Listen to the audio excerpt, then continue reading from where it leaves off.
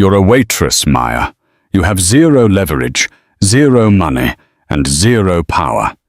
Take the $10,000 and disappear, or I will bury you." Those were the last words Derek Sterling said to his wife in a crowded diner loud enough for everyone to hear. He thought he was discarding a broken woman. He thought he had hired the city's most vicious law firm to crush her. But Derek forgot one crucial detail about the woman he slept next to for 5 years.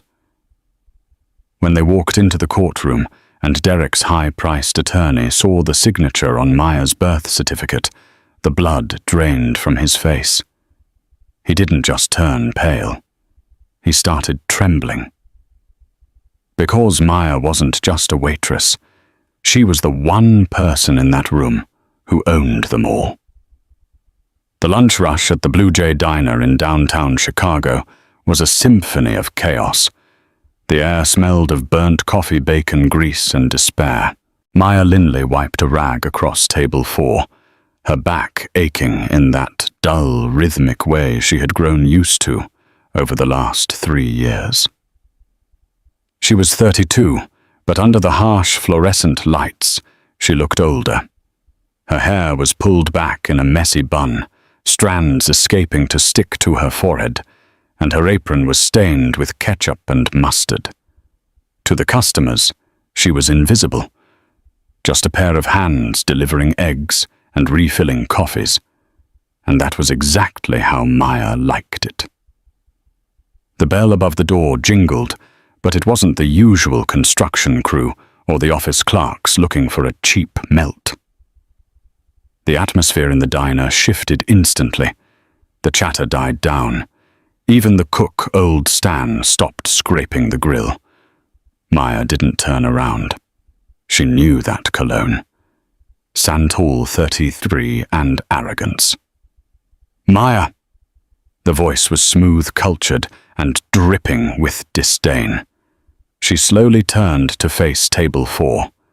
Standing there looking like a diamond in a dumpster was Derek Sterling. He was wearing a navy bespoke suit from Savile Row, his Patek Philippe watch catching the light as he adjusted his cuffs. "Derek," she said, her voice steady. "I'm working." "I can see that," he sneered, looking around the diner as if he might catch a disease just by breathing the air. "It suits you. The grease, the mediocrity. It's authentic." He didn't sit. He simply reached into his leather briefcase and pulled out a thick manila envelope. He dropped it onto the sticky table with a heavy thud. "It's done," Derek said. "Divorce papers. I've been generous considering." Maya looked at the envelope, then back at his face. "Generous? $10,000, Derek said, loud enough for the couple at the next table to gasp. "And I'm letting you keep the Toyota. In exchange, you sign a full NDA. You don't talk to the press about my company, you don't talk about us, and you certainly don't mention Chloe." Chloe. The 22-year-old marketing intern, Derek, had been mentoring for the last 6 months. The one who posted Instagram stories from the passenger seat of the Porsche Maya had helped pay for back when they were struggling. "I don't want your money, Derek," Maya said quietly. "I just want what's fair. We built Sterling Tech together. I wrote the original code for the algorithm in our basement while you were out networking." Derek laughed. It was a cold, barking sound. "You wrote some script, Maya. I built the empire. And let's be real, who is the judge going to believe me, the CEO of a Fortune 500 company on the verge of an IPO, or you?" He gestured vaguely at her apron. "A waitress who barely graduated state college." He leaned in close, his voice dropping to a menacing whisper. "My lawyers are Pendergast, Stone and Associates. Do you know who they are? They eat people like you for breakfast. Arthur Pendergast is personally handling my file because he owes me a favor. You are powerless, Maya. You are a nobody. Sign the papers, take the cash, and go back to serving coffee." He turned on his heel and walked out. He didn't look back. He didn't see Maya's hand tremble not from fear, but from a sudden sharp intake of breath. He didn't see her pick up the envelope. He certainly didn't see the look in old Stan's eyes as the cook watched Maya from the kitchen window. Stan walked out, wiping his hands on a towel. "That the husband," Stan grunted. "Ex-husband," Maya corrected, staring at the door. "He hired Pendergast?" Stan asked, raising a bushy white eyebrow. "Yeah," Maya whispered. A strange, bitter smile touched her lips. "He hired Pendergast." Stan let out a low whistle. "Does he know?"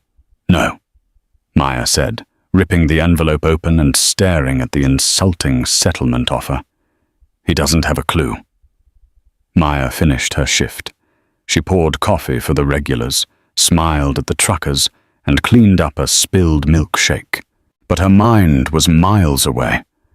Derek thought she was powerless because she had walked away from her life 5 years ago.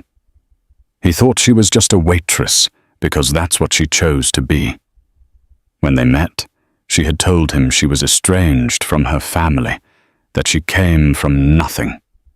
It was a lie she told to protect herself from people who only wanted her for her last name.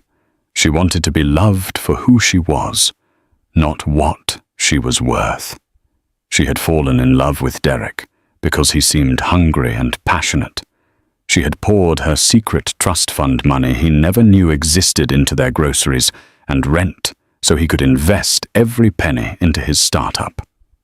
She had ghostwritten his business plan, and the moment he made his first $1 million, he started treating her like an accessory he had outgrown. At 5:00 p.m., Maya clocked out. She walked to her battered 2014 Toyota Camry. She sat in the driver's seat and pulled out her phone. It was an old model with a cracked screen. She scrolled past her landlord's number, past the electric company, until she found a contact she hadn't dialed in 5 years. The name on the screen simply read, "The Wolf." Her thumb hovered over the call button. Derek wanted a war. He wanted to bring Arthur Pendergast into this. She pressed call. It rang once, twice. Then a deep, gravelly voice answered. "Hello, Maya. It's been a long time." "Hello, Silas," Maya said, her voice hardening. "I need a suit, and I need you to book a meeting." "With whom?" "With the opposing counsel on my divorce," she said. "I need a meeting with Arthur Pendergast, tomorrow morning." The offices of Pendergast, Stone and Associates occupied the top 3 floors of the Willis Tower. It was a fortress of glass, steel, and intimidation. The lobby alone cost more than most people earned in a lifetime.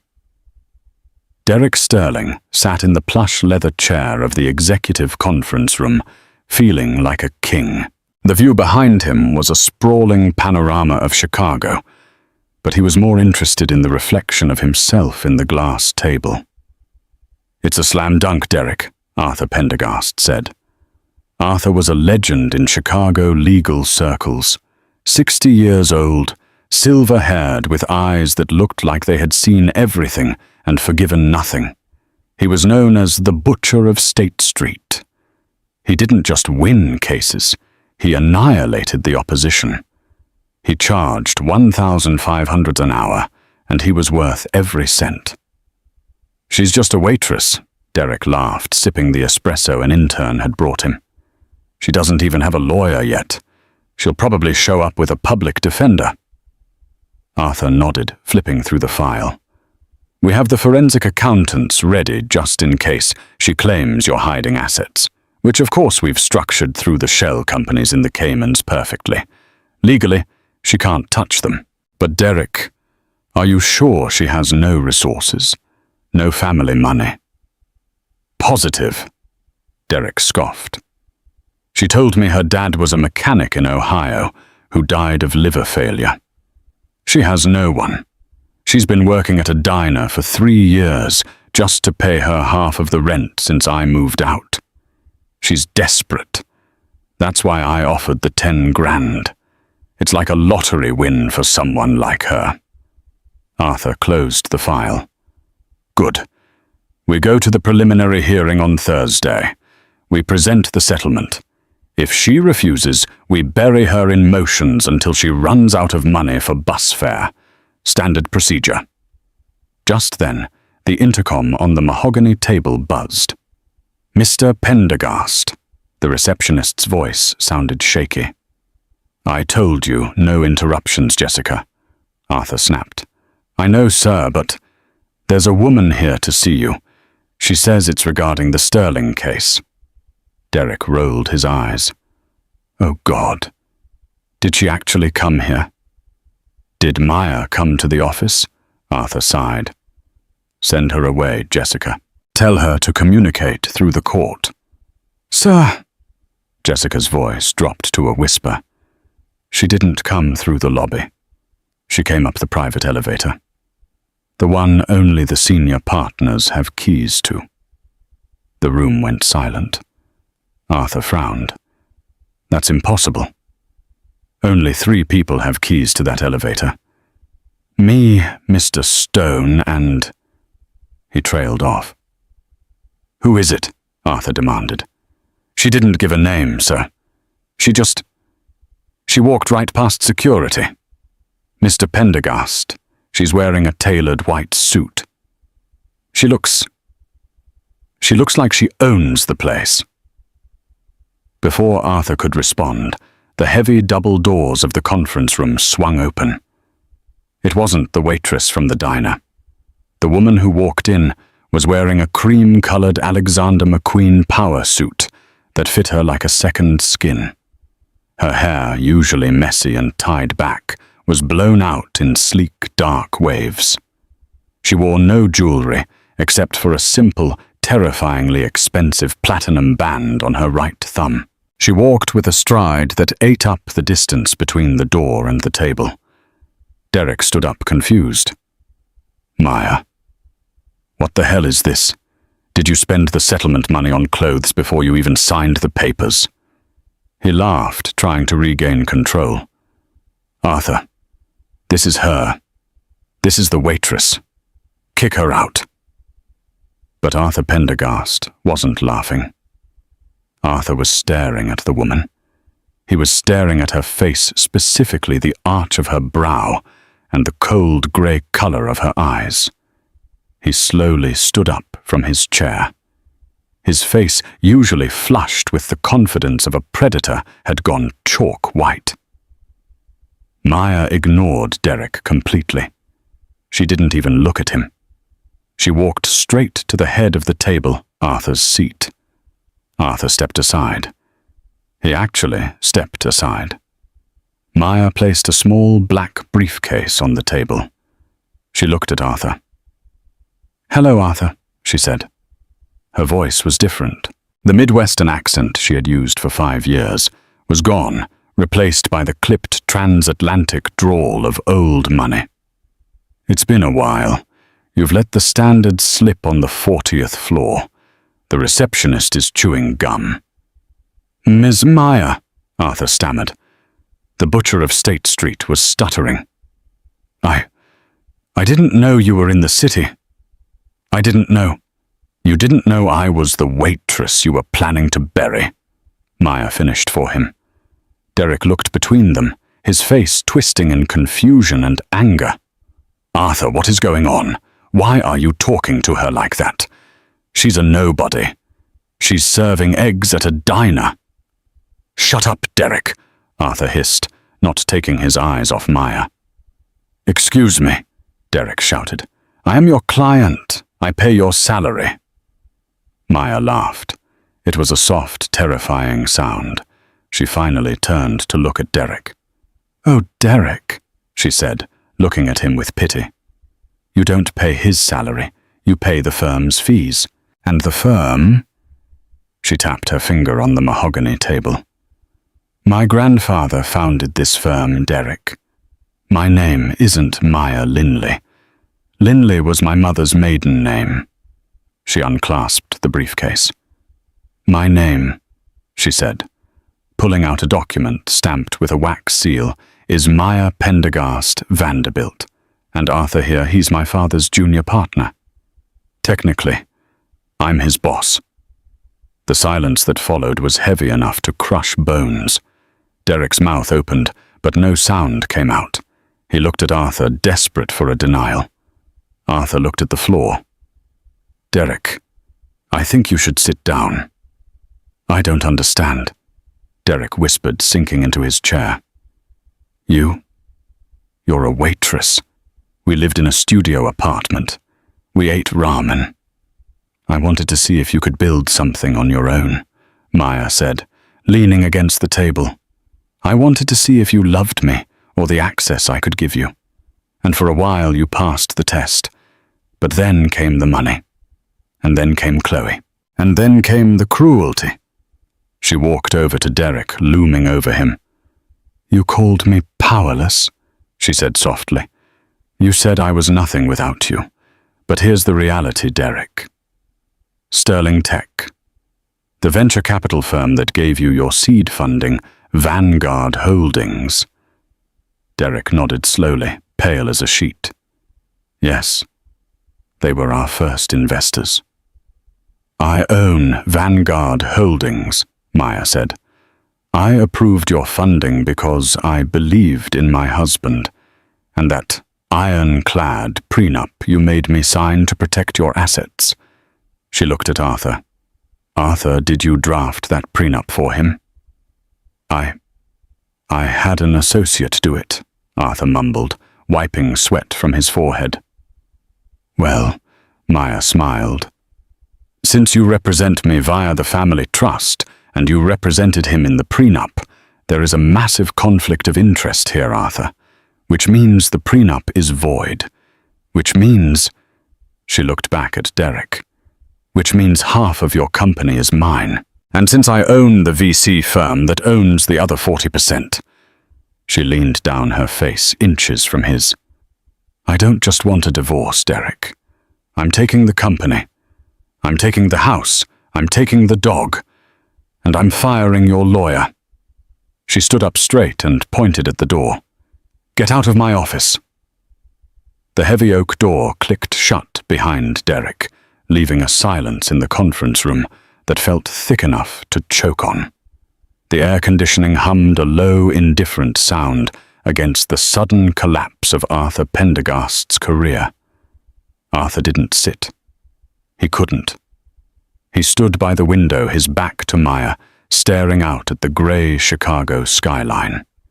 His hands, usually steady as they signed foreclosure notices and hostile takeover bids, were trembling violently. Maya didn't move from the head of the table. She sat with a posture that had been drilled into her since boarding school in Switzerland, spine steel straight, chin-raised eyes unblinking. She reached into her briefcase and pulled out a silver cigarette case. She didn't smoke, but she knew Arthur hated the smell. She lit one just to watch him flinch. You have 30 seconds to explain why you shouldn't be disbarred by lunchtime, Arthur, Maya said. Her voice was low, lacking the anger of a scorned wife. It was worse. It was the indifference of an executioner. Arthur turned slowly. He looked 20 years older than he had 10 minutes ago. Maya, Ms. Vanderbilt, I swear to you I didn't know. When you left the family 5 years ago, when you disappeared, your father told us you were in Europe. He said you were on a sabbatical. We stopped looking. You stopped looking because it was convenient, Maya corrected, watching the smoke curl toward the ceiling. And when my ex-husband walked into this firm, did you not run a background check on his spouse? Did the great Arthur Pendergast get lazy? I ran it, Arthur pleaded, walking back to the table, his hands gripping the leather chair. It came back as Maya Linley, Ohio State Records, birth certificate, Social Security. It was airtight. Of course it was airtight. A deep, gravelly voice rumbled from the corner of the room. Arthur jumped, spinning around. He hadn't heard the service door open. Standing in the shadows of the room was a man who looked like he had been carved out of granite. He was older, perhaps in his late 50s, wearing a black trench coat that had seen better days. His face was a map of scars and hard living, but his eyes were sharp, intelligent, and fiercely protective. "Silas," Arthur whispered, the colour draining from his face again. "I thought you were retired." "I am," Silas grunted, stepping into the light. He walked over to Maya and placed a hand gently on her shoulder. It was the touch of a father figure, not a servant. But Miss Maya called, and when she calls, the wolf answers. Silas looked at Arthur with pure contempt. "I forged those documents, Arthur.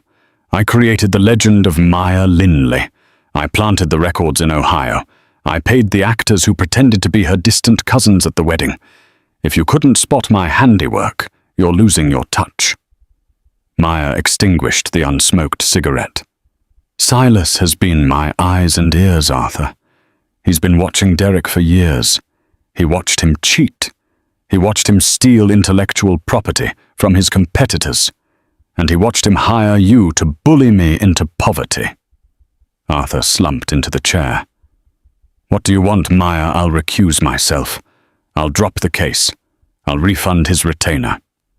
"Oh, you'll do much more than that," Maya said, standing up. She walked over to the window, looking down at the street, where she could just make out Derek's figure storming toward his car. "You aren't going to drop the case, Arthur," she said softly. "You are going to represent him. You are going to be the worst, most incompetent lawyer in the history of Illinois. You are going to advise him to make mistakes. You are going to let him dig his own grave." Arthur stared at her, horrified. "You want me to sabotage my own client? That's malpractice. That's illegal." Maya turned her eyes cold. "And drafting a prenup for a husband while secretly representing the wife's trust fund is a conflict of interest that would send you to prison for fraud, Arthur. We have the emails where you discussed hiding Derek's assets in the Caymans. Silas hacked your server 3 days ago." Silas dropped a USB drive onto the table. It clattered loudly. "Your choice, Arthur," Silas growled. "Play the game by Maya's rules, or I hand this drive to the Bar Association and the FBI within the hour." Arthur looked at the drive, then at Maya. He swallowed hard, a dry, painful gulp. He knew he was trapped. The Vanderbilt family didn't make threats. They made promises. What is the first move?" Arthur asked, his voice defeated. Maya smiled. It was a smile that didn't reach her eyes. "Derek is going to try to fight dirty," she said. "He's panic-stricken. He's going to look for leverage. Let him think he found some. And then bring him to the gala on Friday." "The Sterling Tech Charity Gala?" Arthur asked. "But you're a waitress to them. You can't just show up." "I won't be showing up as a waitress," Maya said, picking up her briefcase. "It's time Chicago met the real owner of Sterling Tech. I want him to feel safe, Arthur. I want him to think he has a plan. And then in front of the cameras, in front of the investors, in front of Chloe, I'm going to take the crown off his head." She walked to the door, Silas trailing behind her like a dark shadow. She paused with her hand on the brass handle. "Don't disappoint me, Arthur. My father was fond of you. I am not." Derek Sterling sat in his Porsche Cayenne, his hands gripping the steering wheel so hard, his knuckles turned white. He was hyperventilating. The world was tilting on its axis.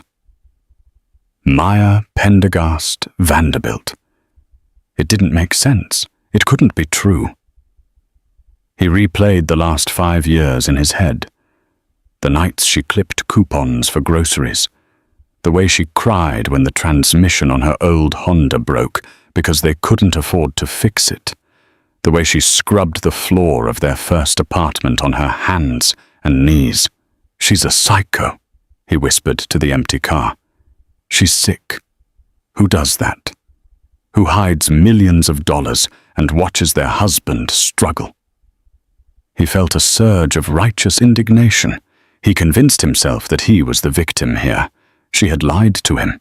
That had to be grounds for something right. Fraud entrapment. His phone buzzed on the passenger seat. It was Chloe. "Babe," her voice was high and whining. "Where are you?" "We have a lunch reservation at Nobu. You promised you'd buy me that bracelet today." "Not now, Chloe," Derek snapped, shouting at the dashboard. There was a pause on the line. "Whoa, chill out. Did you sign the papers with the waitress?" "Is she gone?" It's complicated," Derek stammered. "I'm coming to pick you up, but we aren't going to Nobu. We're going to see a guy." "A guy? What guy?" "A fixer," Derek said darkly, putting the car in gear. "If Arthur won't help me, I need someone who isn't afraid to get their hands dirty."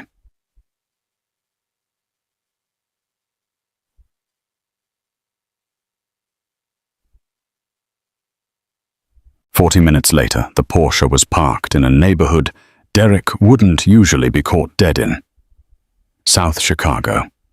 The sign above the door read, "Gavin Roach, Attorney at Law, Personal Injury and Divorce." The L in law was flickering. Derek and a reluctant, pouting Chloe walked into the office. It smelled of stale cigar smoke and cheap cologne. Behind a desk piled high with disorganized files sat Gavin Roach. He was a small, weasel-like man with slicked-back hair and a stain on his tie. He was the opposite of Arthur Pendergast. He was cheap, he was nasty, and he hated the elite firms. "Mr. Sterling," Gavin said, leaning back and putting his feet on the desk. He grinned, revealing yellowed teeth. "I saw you on the cover of Forbes last month.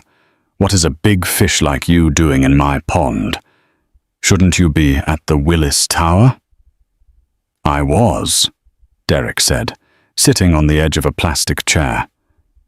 "But they are compromised." Derek spent 20 minutes explaining the situation. He told Gavin about Maya's revelation. He told him about the money, the name, the power. When he finished, Gavin wasn't scared. He was laughing. He laughed until he started coughing. "You married a Vanderbilt, and you didn't know," Gavin wheezed. "Kid, you are the dumbest genius I've ever met." "I don't need your commentary," Derek spat. "I need a strategy. She wants everything. She says she owns the VC firm that funded me. She says the prenup is void." Gavin stopped laughing.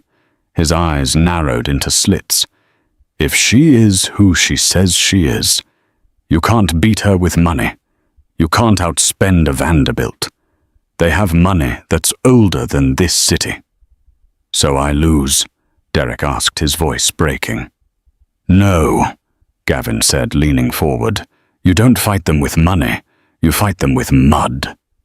Gavin pulled a yellow legal pad toward him and started scribbling furiously. "Here is the narrative," Gavin said, his voice dropping to a conspiratorial whisper. "She didn't hide her identity to be romantic. She hid it because she is mentally unstable. We paint her as paranoid, delusional. We claim she created a false identity to entrap you." "Entrap me how?" "To steal your ideas," Gavin said. "You said she wrote the original code, right?" Derek hesitated. "Yeah. In the basement. I mean, I gave her the broad strokes, but she typed it out." "Wrong." Gavin slammed his hand on the desk. "You wrote it. She was just the typist. But now she's using her family's massive influence to steal your company. We spin this as a hostile takeover by a bored, rich heiress crushing a self-made man. Derek's eyes lit up. It was a lie, but it was a beautiful lie. It played into every insecurity he had. It made him the hero. The media, Derek said. We go to the press. Exactly. Gavin nodded.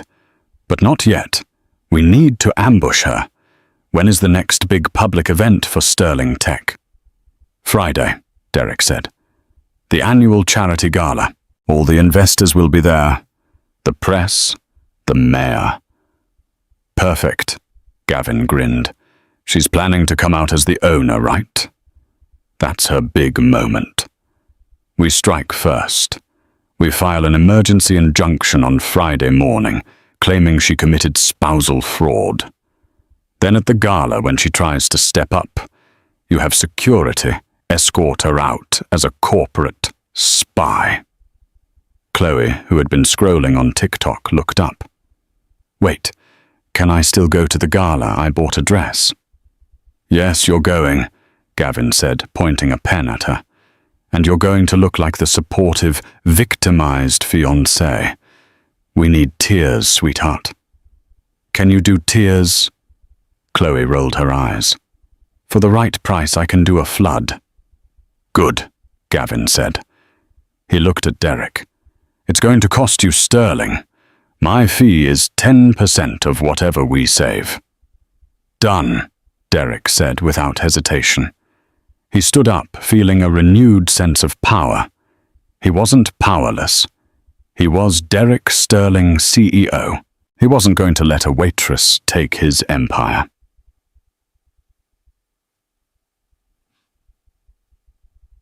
Meanwhile, across the city, the atmosphere was very different. Maya was not in a boardroom. She was in a small, modest house in the suburbs, the house she had bought under the name Maya Linley before she met Derek. It was the only place that felt real. She sat on the floor of the living room, surrounded by cardboard boxes. She was holding a framed photograph. It was a picture of her and Derek from 4 years ago.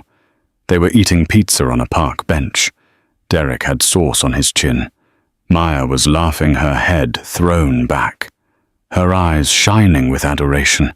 She traced Derek's face in the photo with her thumb. Why wasn't I enough? She whispered to the empty room. Just me without the name, without the money. A tear slid down her cheek, hot and fast. This wasn't just a game of chess.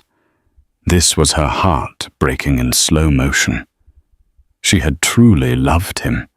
She had believed that he was the one person who saw her, not the Vanderbilt fortune. The back door opened with a creak.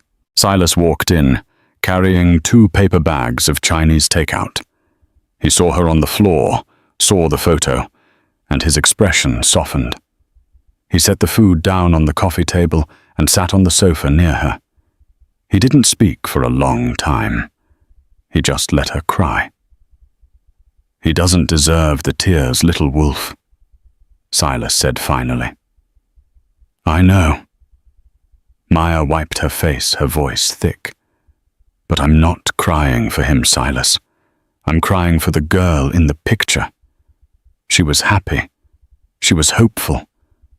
And I have to kill her to survive this. Silas leaned forward, his elbows on his knees.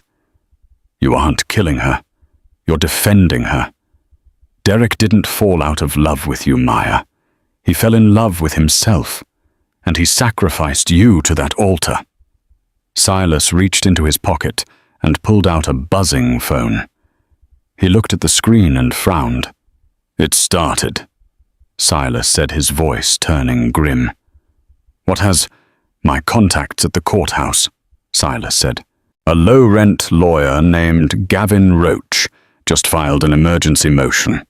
They're claiming fraudulent misrepresentation and corporate espionage. They are trying to get a restraining order to keep you away from Sterling Tech. Maya stood up. The sadness evaporated from her face, replaced by a cold, hard resolve. She threw the photo into the trash bin. The glass shattered. "He wants to play the victim," Maya said, her voice steady. "He wants to paint me as the villain." "He's going to try to humiliate you at the gala," Silas warned. "If you walk in there, he'll have security waiting. It could be a scene." Maya walked to the window, looking at her reflection. She didn't see the waitress anymore. She saw the heiress. She saw the power she had run from for so long. "Let him try," Maya said. "Get the car ready, Silas, and call the tailor. I need a dress, not something nice. I need something that looks like armor." "Red?" Silas asked, a small smile touching his lips. "Blood red," Maya confirmed. "If he wants a villain, I'll give him the best one he's ever seen." Friday evening descended upon Chicago like a heavy velvet curtain. The grand ballroom of the Palmer House Hilton was a galaxy of crystal chandeliers, gold leaf, and the glittering elite of the tech world. This was the night of the Sterling Tech Annual Gala, the night Derek Sterling was set to announce his company's impending IPO, a move that would make him a billionaire on paper. Derek stood near the entrance, a glass of vintage champagne in his hand. He looked impeccable in a custom Tom Ford tuxedo, his hair styled to perfection. Beside him, Chloe was draped in a silver sequined gown that left little to the imagination. She was busy checking her reflection in her phone's camera, ensuring her followers knew she was at the event of the year. "Stop fidgeting," Derek hissed under his breath, smiling tightly at a passing investor. "You look fine. Just stand there and look supportive." "I'm bored," Chloe complained, snapping her gum. "When do we get to the part where you kick your ex-wife out? Soon." Derek promised, his eyes scanning the room. He spotted Gavin Roach, standing by the buffet table, looking out of place in an ill-fitting rental suit, stuffing shrimp into his pockets. Gavin caught Derek's eye and gave a subtle thumbs up. The trap was set. Derek felt a surge of adrenaline. He had convinced himself that the lie was the truth. Maya was crazy. She was jealous. She was trying to sabotage his genius. Tonight he wouldn't just divorce her. He would destroy her credibility. Forever. In the corner, Arthur Pendergast stood alone, nursing a scotch. He looked pale and ill. He had tried to warn Derek one last time earlier that afternoon, but Derek had laughed in his face, calling him a coward. Arthur watched the doors with a sense of impending doom. He knew what was coming. He knew who was coming. 5 miles away, the atmosphere was starkly different. Maya stood before a full-length mirror in the master bedroom of the safe house. The woman reflected back was a stranger. She was wearing the dress. It was a custom Valentino, structured and architectural in a shade of red, so deep it looked like fresh arterial blood. It was strapless, exposing the delicate line of her collarbone with a slit that ran up her thigh. It was aggressive. It was unapologetic. Silas stepped into the room.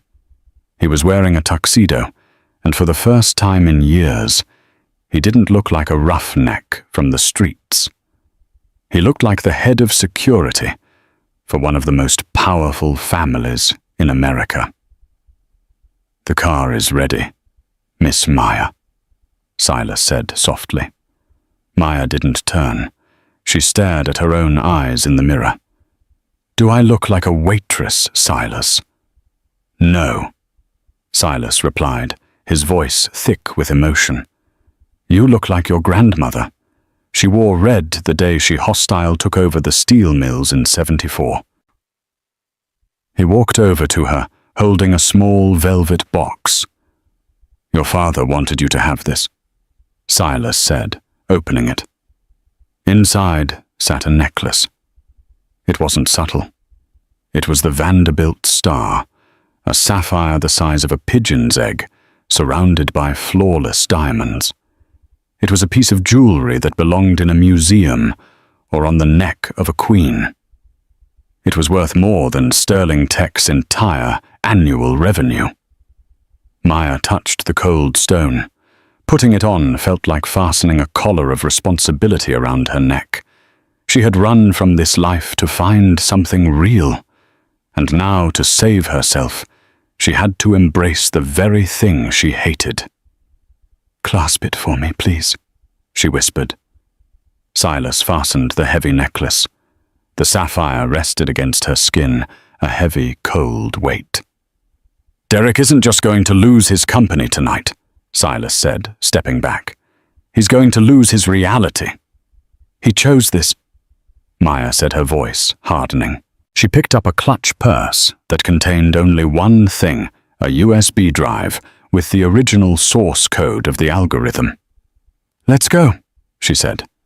"I don't want to be late for my own party." The drive to the hotel was silent. Maya watched the city blur past the tinted windows of the 1965 Rolls-Royce Phantom, a car that had been in her family's garage for decades. It was a statement vehicle. It screamed old money. As they pulled up to the Palmer house, the paparazzi were already in a frenzy. Flashbulbs popped like lightning storms. When the Rolls-Royce stopped, the crowd hushed. They were expecting tech bros in Teslas, not American royalty in a Phantom. Silas got out first. The cameras clicked furiously as the scarred, imposing man opened the rear door. First, a red-soled stiletto hit the pavement. Then Maya emerged. The silence that rippled through the press line was palpable. They didn't know who she was, yet to them, she was a mystery woman. But they knew money when they saw it. The dress, the bearing, the sapphire. "Who is she?" a photographer whispered. "I don't know," another replied, zooming in on the necklace. "But that rock that's real." Maya didn't smile. She didn't wave. She walked up the red carpet with a terrifying grace, Silas a step behind her. The security at the door, hired by Derek's team to stop Maya Linley, the waitress, froze. The guard looked at the list. He looked at the woman in the blood-red gown. He looked at the sapphire. "Ticket," the guard stammered. Maya stopped. She lowered her sunglasses, revealing eyes of steel grey.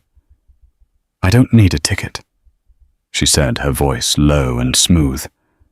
"I'm the reason the lights are on." She didn't wait for permission.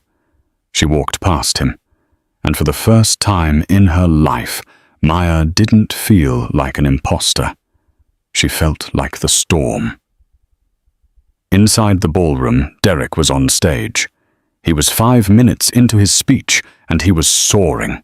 Sterling Tech wasn't built on money. Derek lied into the microphone, his voice booming over the speakers. It was built on grit, on long nights in a basement. It was built on the idea that one man with enough passion can change the world. The crowd applauded politely. Derek beamed. He gestured to the large screen behind him, which displayed a complex graphic of the Sterling algorithm. "There were those who doubted me." Derek continued his tone, shifting to one of practiced vulnerability. "There were those who couldn't keep up with the vision. Sadly, sometimes we outgrow people. Sometimes people we love become anchors holding us back." He looked toward the back of the room, anticipating the drama. He had signaled the security team. As soon as Maya showed up in her waitress uniform, or whatever rag she bought at Goodwill, they were to grab her. "But we press on," Derek shouted, "because the future belongs to the strong." The double doors at the back of the ballroom didn't just open. They were thrown ward. The sound of the heavy oak slamming against the wall echoed like a gunshot. The applause died instantly. Every head in the room turned. Derek squinted against the stage lights. He saw a figure in red. For a second, he didn't recognize her. He thought it was a celebrity, a model hired for the event. But then she stepped into the light of the chandelier. It was Maya. But it wasn't his Maya. This wasn't the woman who wore oversized t-shirts and scraped leftovers into the trash. This was a deity. The red dress flowed around her like liquid fire. The sapphire at her throat caught the light and scattered blue fractures across the room. The room gasped, a collective audible intake of breath. Derek's microphone picked up his confused whisper. "Maya." Gavin Roach, standing near the stage, panicked. This wasn't the script. She was supposed to look crazy. She looked like she owned the building. "Security!" Gavin yelled, pointing a shaking finger. "That's her! The stalker, get her out!" 3 large security guards started moving toward Maya. The crowd murmured, sensing the tension. This was better than the IPO presentation. Maya didn't flinch. She didn't stop walking. She moved down the center aisle, the crowd parting for her, like the Red Sea. As the lead guard reached for her arm, Silas stepped out from behind her. He didn't strike the man. He simply held up a hand. "Touch her." Silas growled low enough for only the guards to hear, but with enough menace to freeze blood. "And you will never work in this hemisphere again." The guard hesitated. He looked at Maya. He looked at the necklace. He recognized the look of absolute authority. He lowered his hand and stepped back. Maya walked past the security team as if they were furniture. She reached the base of the stage. Derek was frozen at the podium, his face a mask of terror and confusion. Chloe, standing to the side, looked at her own silver dress and suddenly felt like she was wearing tinfoil. "You—" Derek stammered into the mic. "You can't be here. You're trespassing." Maya didn't yell. She didn't need a microphone. The room was so silent you could hear the ice melting in the buckets. She walked up the stairs to the stage. The click of her heels was the only sound. She stood next to Derek. She was shorter than him, but she loomed over him.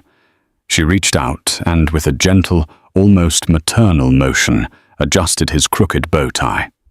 "I'm not trespassing, Derek," she said. Her voice was amplified by his lapel mic, broadcasting her calm, cultured tone to the entrechat room. "You can't trespass in a house you paid for." "Security!" Derek screamed, his voice cracking. "Get this waitress off the stage. She's mentally unstable." Maya laughed. It was a soft, dry chuckle. She turned to the audience. "Waitress," she repeated. "Yes, I did serve tables for 3 years because my husband put every penny we had into this company." She turned back to Derek. "But you forgot where the seed money came from." "Didn't you, Derek? You forgot who signed the check for the initial server farm." "I got that from Vanguard Holdings," Derek shouted, sweating profusely. "I pitched to them. They invested in me." "And who is the primary shareholder of Vanguard Holdings?" Maya asked. She looked out at the front row, where the board of directors sat.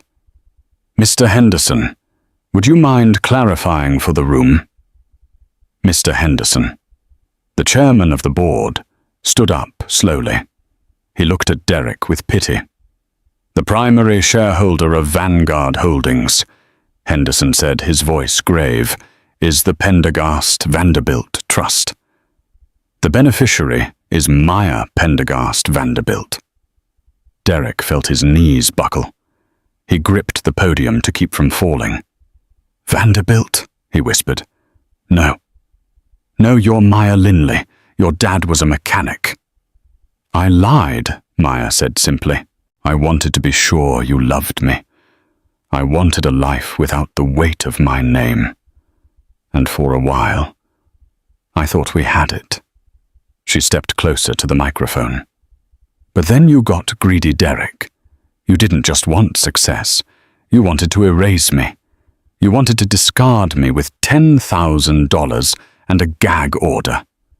She reached into her purse and pulled out the USB drive. She held it up. You told this room you wrote the code, Maya said. You told the world you are the visionary behind the Sterling algorithm. I am, Derek shrieked, desperate to salvage his image. It's my code. Really? Maya smiled. Then tell me, Derek, what happens on line 4032 of the kernel? Derek stared at her. What? The code, Maya said. If you wrote it, you know the architecture. On line 4032 there is a signature, a developer's tag. What does it say? Derek opened his mouth, but nothing came out. He didn't know. He had never looked at the deep code. He only knew the interface. I'll tell you what it says, Maya said. It says, for D, love M, the crowd murmured. And, Maya continued, her voice turning hard, it also contains a kill switch, a command that I wrote in case the system was ever stolen or compromised. She turned to the laptop connected to the massive screen. Don't! Derek lunged for her. Silas was there in a blur. He caught Derek by the wrist, twisting it behind his back with effortless precision. Derek yelped in pain, forced to his knees in front of the entire Chicago elite. Maya plugged the USB drive into the laptop. Since you claimed I am a corporate spy, Maya said, typing a command, I suppose I should prove you right. I am taking my intellectual property back. She hit enter. On the massive screen behind them, the complex graphics of the Sterling algorithm flickered. Red lines of code began to scroll rapidly. Then the screen went black. A moment later, a single image appeared on the giant screen. It was the photo of them eating pizza on the park bench, the one she had thrown away. Then text appeared under it. System locked.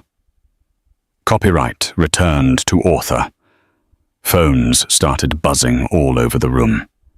The investors were checking the app. It's down, someone shouted.